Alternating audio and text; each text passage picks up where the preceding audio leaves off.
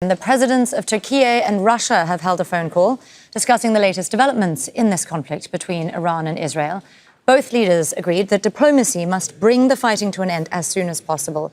Well, for more on this developing story, we can speak to Yulia Shapovalova. She joins us now from the Russian capital. Yulia, it feels like Moscow is trying to position itself as a bit of a mediator here.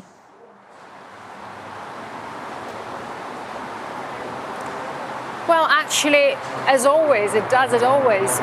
Well, of course, both sides have expressed, as we heard, the most serious concern about the ongoing escalation of the Iran-Israel conflict, which has already led to a large number of casualties. And that, of course, will inevitably cause severe long-term consequences for the entire region. Also, Putin and Erdogan urged for ending the hostilities between Israel and Iran, for resolving the nuclear problem by political and diplomatic means. Also, the two presidents discussed the energy sector, which will be, by the way, considered during the Russian-Turkish contacts at the St. Petersburg International Economic Forum later this week. As we all know, the oil prices have risen since the start of the hostilities, and many say that Vladimir Putin can benefit from it as Russia continues to sell its oil despite the sanctions. Plus, all the attention is now on this new round of escalation and not on Ukraine. So there are allegedly hopes on the Russian end that weapons supplies will be delivered to Israel, not to Ukraine. Israel is a priority for the United States right now. And also Russian President Putin expressed gratitude to the Turkish side for the assistance in holding the direct Russian-Ukrainian negotiations in Istanbul, as we remember. So this was a call with Erdogan, but it does seem that Putin's been on the phone to lots of leaders over the past few days.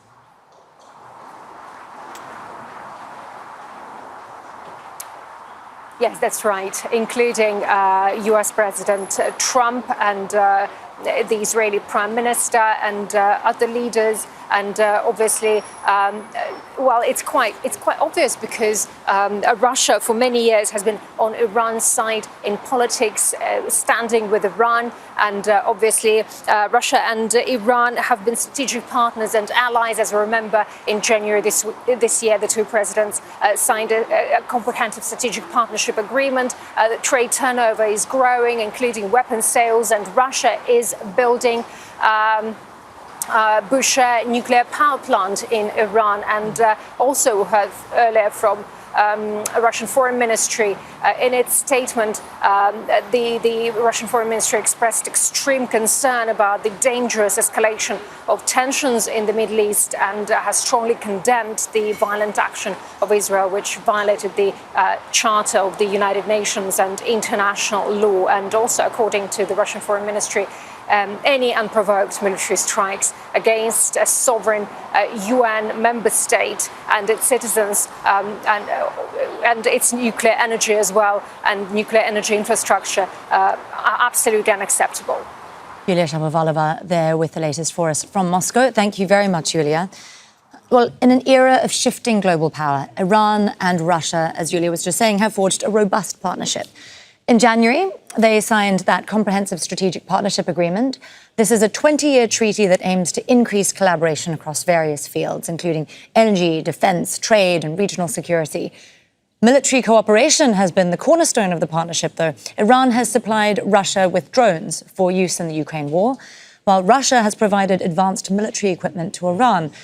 The two countries have also conducted joint military exercises. They're working together on cybersecurity initiatives. Both nations want to challenge what they see as US-led global dominance. And their partnership extends to regional bodies, including the Shanghai Cooperation Organization, as well as the BRICS nations of leading emerging economies. Well, let's go back to our correspondent on set here, Dorsa Jabbari. Dorsa, what does Moscow want out of this now? We were saying they're trying to position themselves as a bit of mediator here. What's in it for them? Well, there is a lot at stake for Russia and Vladimir Putin specifically. Look, Iran and Russia have had a very complicated history. They've been at war and they've been at peace. And the founder of the Islamic Revolution, Ayatollah Khomeini, once refer to Russia as the lesser Satan. They call the U.S. the great Satan, and he said the Soviet Union is the lesser Satan. But things have changed drastically over the years, given everything that's happened, not only in the Soviet Union, in the fall of the Soviet Union in 1991, but also regional events in the Middle East. So Putin is now in a very unique position.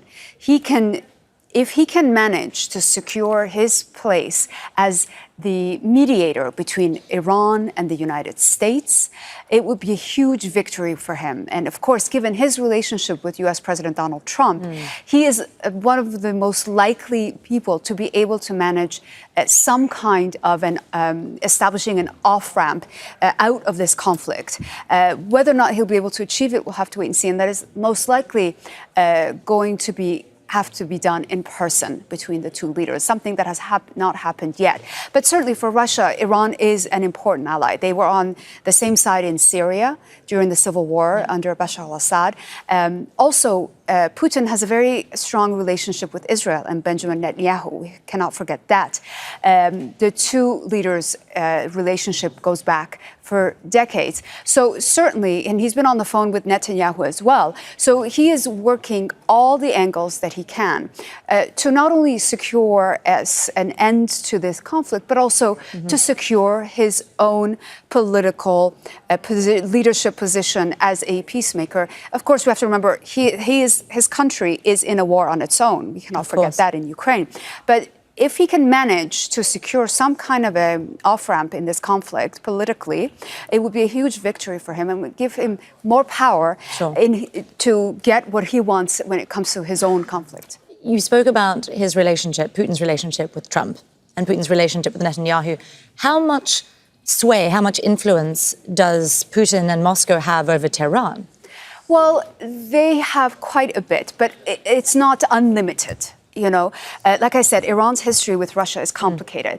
They do rely on each other, and they've become closer since Russia invaded Ukraine in 2022. It's become a friendship of necessity. Iran used to be the world's most sanctioned country until the war began in 2022, and now that title has gone to Russia. Russia is under nearly 30,000 international sanctions. So they relied on Iran not only for assistance on how to bypass international sanctions, but also for certain type of military support. We know the Iranian Shahed drones were supplied to Russia.